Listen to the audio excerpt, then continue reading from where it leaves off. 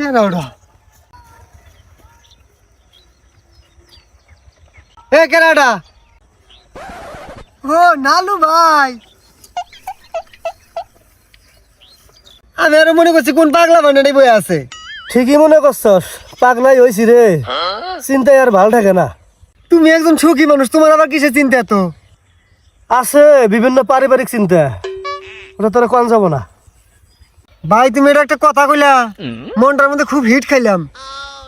নয় না, আমার উপরে উপরে বন্ধু, তলে তলে যে তোমার সাথে একটা খাতির আছে এটা মানছে জানে। তুমি আমাক কবা না কাক কবা? হ তা ঠিক আছে, কবার তো চাই না, না কয়েও পারি না। কথাগুলো বুকের মধ্যে জাম লাগে আছে। তা তোরে কই আল্লাহ হালকা করি। একটা জিনিস চিন্তা করছস কি? এই যে আব্বাই সম্পত্তি গুলো থুয়ে গেছে, নয়ন না থাকলে গেলা এই সম্পত্তির মালিক কেনা থাকলো নি তুমি এই চিন্তা কইরা কইরা মনে কর আমি 3 দিন থেকে আজ ঘুম পারি না। কোনো আমি সম্পত্তি গুলো একলাই খামু তা না, এখন বললো অনেক বাগদান লাগবো। শালা কোন থেকে উইরা জুইরা বই আমার সম্পত্তির ব্যাগ নেবো কষি দিলে মাথাটাই খারাপ হয়ে গেছে, মাথাটাই নষ্ট আমার। হায় রে হায়, আব্বা মরার পর থেকে সয় সম্পত্তি গুলো মনে করছে আমি আমার পোলাপানের মতো লালন পালন করছি, আর সেই সম্পত্তি বলে আমার অনেক বাগদান লাগে। এই কথা বাইরে না যায়, তুই এই কথা বাইরে না যায়। হ্যাঁ শালা মাথাটা নষ্ট হয়ে যায়। শালা ফাও ভাবে এখন এই সম্পত্তির ভাগ নিবো কষে তাহলে। হ্যাঁ চিন্তা করে পাইতেছি না কি যে করবো আমি এখন। আমি ভাই, হ্যাঁ আমি কিন্তু আগে আইসা টের পাইছি যে তুমি একটা বিশাল রোগে ভুগতেছো। আমি থাকতে তোমার না চিন্তা আছে, তুমি আগে থেকে কবা না যে আমার এরকম সমস্যা। তুই আমাকে কি করে দিবি কহ, তুই আমাকে কি করে দিবি? এটা আমার পারিবারিক ব্যাপার, তোর করার কিছু ক্ষমতা নাই। হুরু ভাই, বাতেন পারে না এমন কোনো কাম নাই। তোমাকে এমন বুদ্ধি দিমু, সয় সম্পত্তি সব কিছু তুমি লুডা পুডা খাবা, আত্মীয় স্বজন পাড়া প্রতিবেশী কিচ্ছু কবো না, বুঝছো? তুমি খালি আমার দিকে একটু সুদৃষ্টি দিবা। কি সুদৃষ্টি দিমু? সয় সম্পত্তি পাওয়ার পরে আমাকে খালি একটা অটো রিক্সা কিনে দিবা, ওটা দিয়ে কইরা দিলে খাম। আরে শালা অটো রিক্সা কে? সয় সম্পত্তির মালিক যদি আমি একলাই আমার ভাই, তাহলে তোর অটো রিক্সা না, আমি তোর পিক আপ কিনে দেবো। পিক আপ এখন কি বুদ্ধি এটা কহ। বাতাসের তো কান আছে, কান ডাই গেও।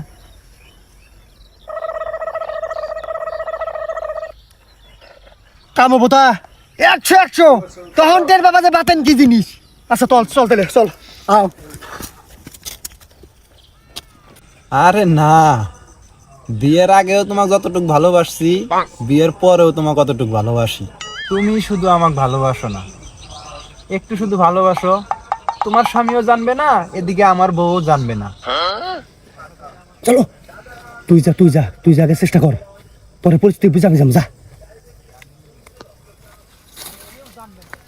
তুমি আর আমি যেটা করবো ওটাকে বলে পরকিয়া।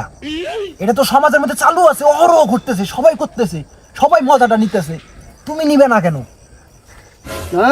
হ্যাঁ হ্যাঁ দোস্ত, হ্যাঁ আচ্ছা আচ্ছা, আমার কাছে দোস্ত আছে তো, কথা কথা পরে কল দেই।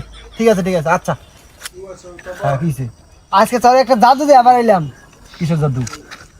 কি জাদু বুঝছো? তোর ভাই নালু আয়া হাই দেখো বলতে তুই মদ খা। খাবো দিব শালা, মদের কথা হুন্দারিবা না, তুই আমার খাই দেখো, মদ খাওয়ার কথা না, যাই ঠিক আছে। দেখ জাদুটা। নালু ভাই এইদিকে আহ, আহ। এই দেখ ম্যাজিক।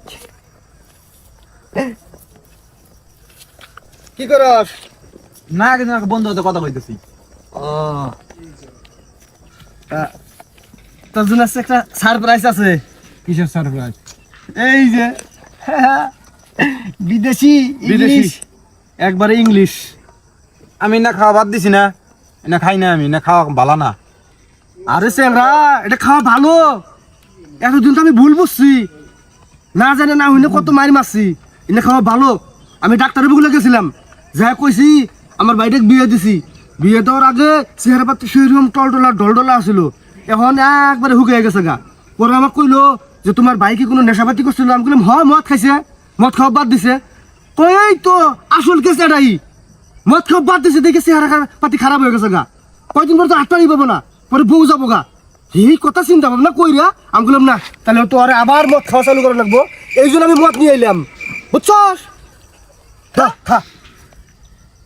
তুই এক ডক খাসিন, আমি কোনোদিন মদ খাইছি? আমি মদ খামু? তুই খা, বাতান খা। না পাগলা, আমি বড় ভাই সামনে জীবনে মদ্যপান নেই করে গা।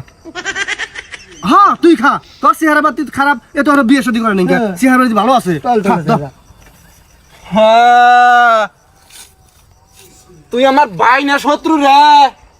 হ্যাঁ, এই মদ খাওয়ার জন্য আমার দিনে রাতে মারছস তুই। নিজে এত করে মদ খা, নিজেও খাবি না, এটার মধ্যে বিষ মিশে আনছস, আইনা আমাকে খিলে আমার বাচ্চাস। হ্যাঁ, কালকে আমার বউ দিলে খারাপ কথা কইছে, হে প্রতিশোধ নিবে চাই। হ্যাঁ রে, আমার বউয়ের প্রতিশোধ আমার উপর নিবে চাস, মদের মধ্যে বিষ মিশাইছস। হাই রে হাই, আমি পুরো এলাকাবাসী চেয়ারম্যান মেম্বার